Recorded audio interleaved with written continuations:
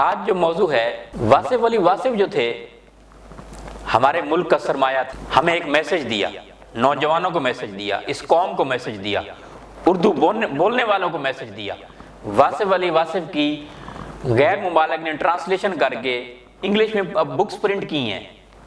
تو واصف علی واصف جو تھے انہوں نے ہماری قوم کو جگایا۔ میں تو بچپن سے ان کو پڑھتا آ رہا ہوں اور ان کو گئے ہوئے کئی سال ہو گئے ہیں، لیکن آج بھی ان کا میسج جو ہے ہر جگہ پڑھا جاتا ہے۔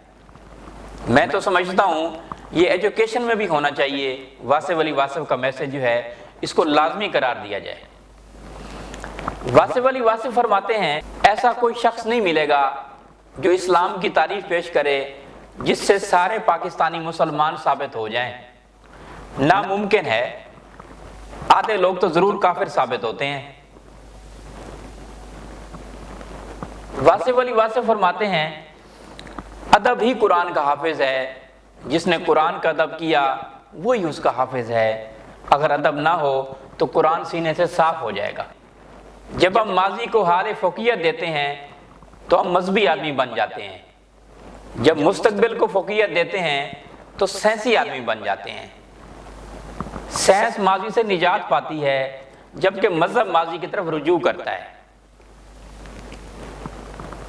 واصف علی واصف فرماتے ہیں جوانی 16 سال کی عمر کا نام نہیں، ایک انداز فکر کا نام ہے، ایک کیفیت کا نام ہے، ایک انداز زندگی کا نام ہے۔ یہ ہو سکتا ہے ایک شخص 16 سال کی عمر میں بوڑھا ہو جائے اور ایک شخص 60 سال کی عمر میں جوان ہو جائے۔